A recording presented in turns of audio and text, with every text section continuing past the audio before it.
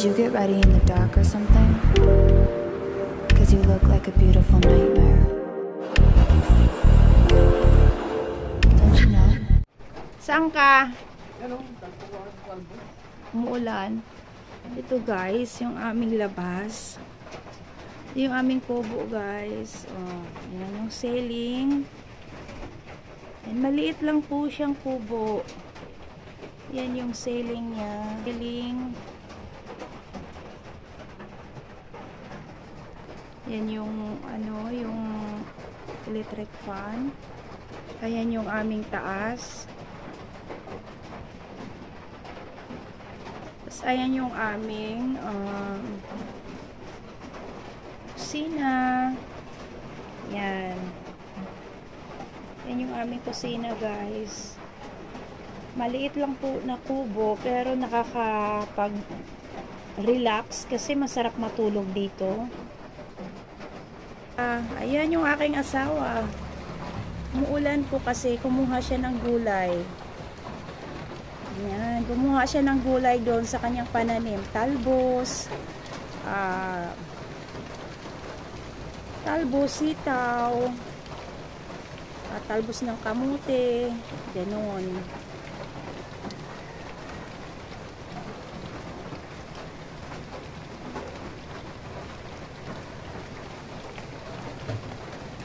Dito sa aming kubo guys ay napaka lamig, napaka sarap matulog. Ayan, yan ang aming kubo.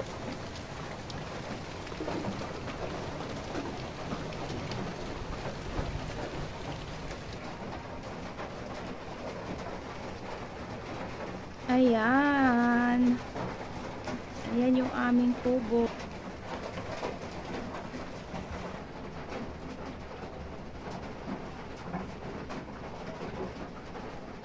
Ayan guys, may saingan po kami dito guys. Yung sa Bisaya abuhan. Ayan, pwedeng magsaing dito. Ayan. Pero hindi na po namin ginagamit dahil mausok. So, mayroon po kaming saingan sa labas. Punta po tayo, lalakad ng konti. Ang labas tayo. Dito po kami nagsasaing. So, pakita ko sa inyo na umuulan po dito sa amin. Ayan po, umuulan po. Ayan. So, bagong gising po tayo guys. Dito po kami natulog sa kubo. Yun na nga yung sinabi ko. At, umuulan po sa labas. So, naririnig ko po yung tatak ng ulan. No? Sa tagal na panahon, dahil nga po ay nakatira po tayo sa mga amo natin na yung mga bubong po nila ay malalayo po talaga. Buildings o kaya 3 stories na bahay. Talaga hindi mo maririnig yung patak ng ulan. Pero po dito po sa amin ay naririnig. So, nakakatuwa po guys. Tapos po yung marinig natin may mga tumitilak na manok pero malayo naman po sa amin guys. Ayan. Ayan o, umuulan siya guys. Yan po yung aming mga saging. So makikita mo po yung saging na yan nasa harapan lang po ng aming bahay. So relaxing po talaga. So lalabas tayo. So, happy po yung ating mga tanim kasi ayan, yung aming mangga, halaman. So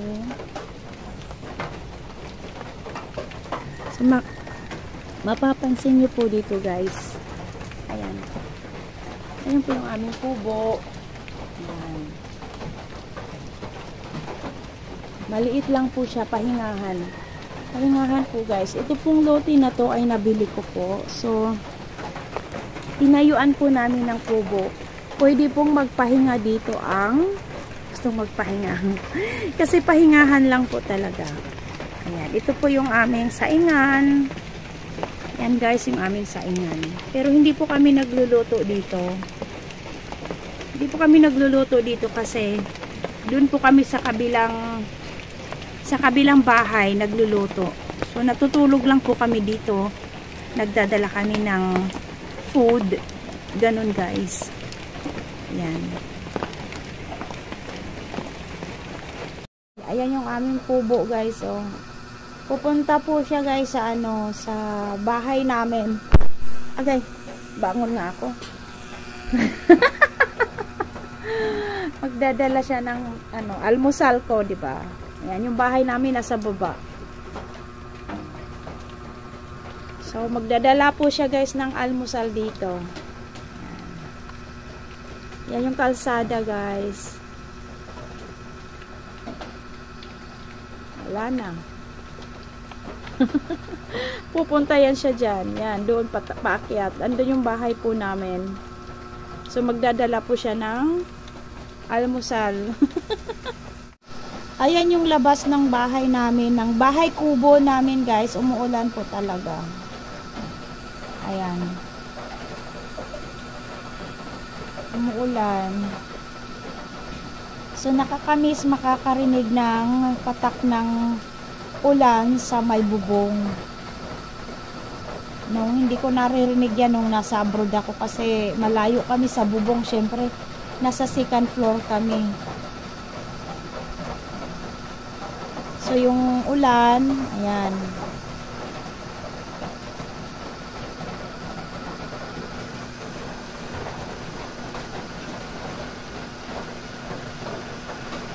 Phil Province po ako dito guys. Phil Province kasi ang sarap ng pakiramdam ko ngayon, no? Yung lamig, yung hinihinga mong negative ion na galing sa bundok, galing sa punong kahoy. Yan, basta relax lang po talaga ako dito. No need na pumunta ka pa sa resort para mag-relax. Dito mas nare-relax ako kasi inisip ko sa akin to kahit hindi po maganda yung kubo na to. So inisip ko sa akin. Ganon. Ayan guys, kain na.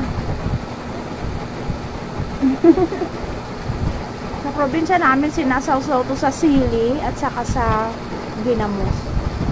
Hinog po to guys eh.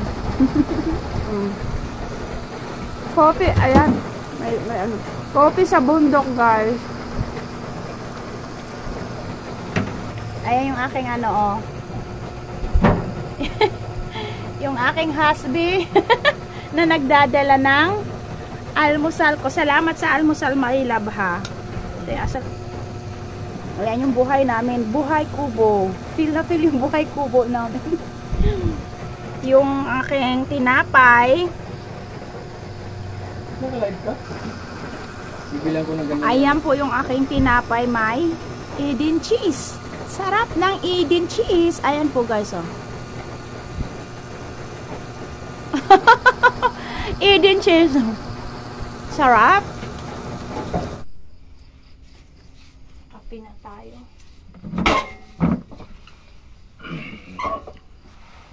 Hindi ka na makita, oh. Good morning everyone. Kape na tayo. Kape na tayo guys. Nandito kami sa aming kubo. No, ito yung kubo namin guys. Kubo. Tapos lab. Ngayon lang ulit ako nakakarinig ng mga tilaok ng manok. Oh, ito lang nag-aalaga ng manok doon. Mga yun Puro kain lang kayo rin. Residente. Ha? Residente. Walang ganun. Mga residente lang. Walang mga ganyang mga alaalagang ganyan. Ako.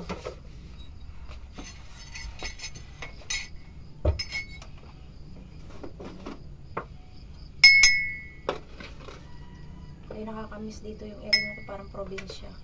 Dahil mo naman nag-ano, asukal. Oh. Tapos hindi mo inuubos yung nailalim. Oo nga, matamis yung ilalim.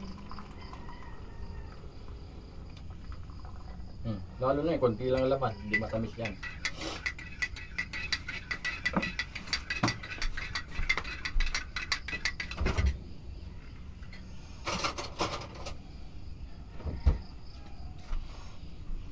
Kape na tayo, guys. Ngayon po ay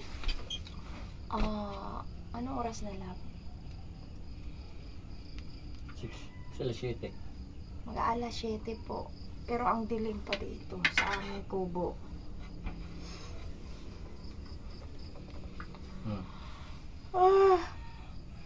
Ay, wow, thank you, love ko. Yun lang ang problema. Sarap. Ano to eh? Hinog na saging. Pangbundok talaga, guys. Saan ka? Ano? Kalbo. Umuulan. Ito, guys, yung aming labas. Yung aming kubo, guys. Oh, yan yung ceiling. Yan, maliit lang po siyang kubo. Yan yung ceiling niya. Ceiling. Yan yung yung electric fan. Ayan yung aming taas. Tapos ayan yung aming kusina. Yan. Yan yung aming kusina, guys. Maliit lang po na kubo, pero nakakapag-relax kasi masarap matulog dito. Ayan yung aking asawa. Umuulan po kasi kumuha siya ng gulay. Ayan, kumuha siya ng gulay doon sa kanyang pananim. Talbos, sitaw, talbos ng kamote, ganoon.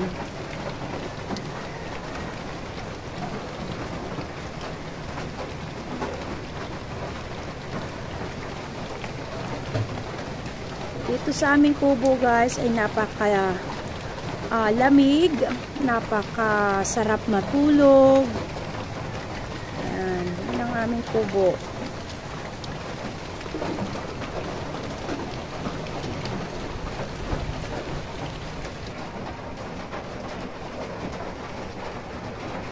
Ayan. Ayan yung aming kubo. Ayan, guys. May saingan po kami dito, guys. Yung sa Bisaya, abuhan. Ayan. Pwedeng magsaing dito. Ayan. Pero hindi na po namin ginagamit dahil mausok. So, mayroon po kaming saingan sa labas. Punta po tayo. Lalakad ng konti. Ang labas tayo. Dito po kami nagsasaing.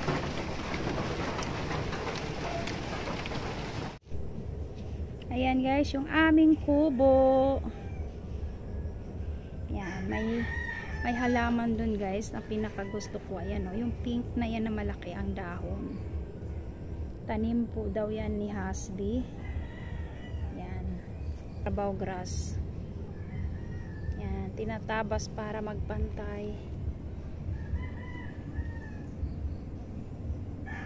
Yan, dito po kami sa aming loti, sa may kubo po namin, guys. Ito po yung aming halaman na kinakain ng insekto na ganito. Yan. Yan, kambal to ko. Ayan, no, magkapatong sila. Tapos po, kinakain po ito. Ayan, yung aming halaman kinakain. Yan, kinakain po. Kaya po butas-butas na po yung mga dahon. Sila po ang may dahilan. Ayan. Sila po ang may dahilan. Mahilig kumain ng dahon.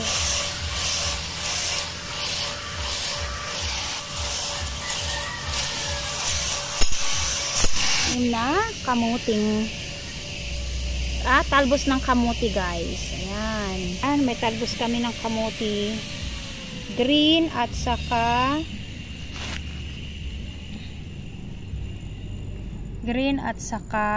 pula. Talbos ng kamote, guys.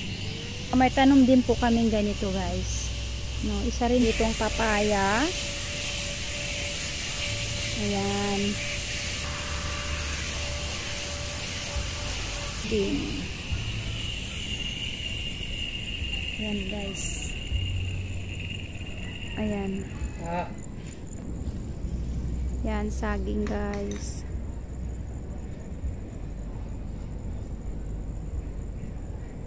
Tataba po yung saging namin dito guys.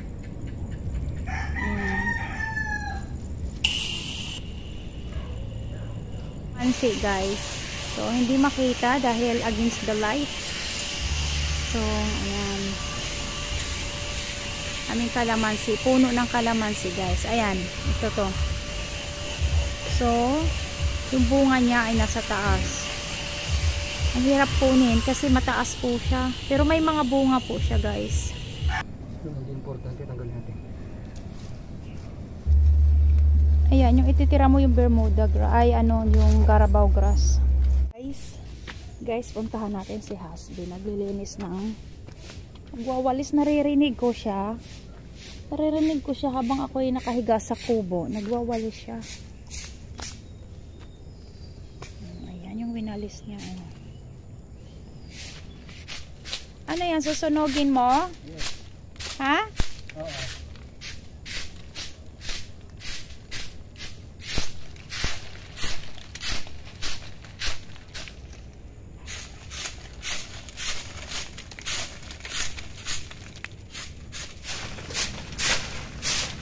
Sanay ka sa mga gawaing pambabae lab, no?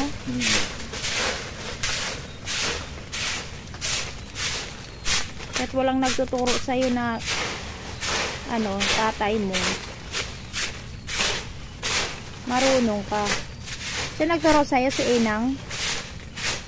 Oo. Sabihin niya, oh, mag-balik na kayo. Ganon.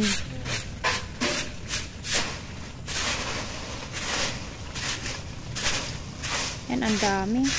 Tahan natin. Ang dami, no? Kasi po marami pong puno dito sa amin, guys. Tingnan nyo po. Ayan yung sa amin maraming puno, guys. So, yan. Isa yan. Tapos meron pa doon. Yan. Yung bubonga namin marami nga pong ano, dahon. Tapos ito pa yung samtol sa gilid ng bahay namin. Tapos ito pa guys. Oh, ayan. Tapos ito pa guys. Oh, ayan. Ayan. Kaya po malamig po dito sa amin guys. Tingnan nyo po yung sa tapat ng aking kinakatayuan. Puro po puno. Ayan. Nasa gitna po yung aming bubungan. Kaya yun, yung kubo po namin talagang ano, nililinis po yan pag dumadami na po yung dahon.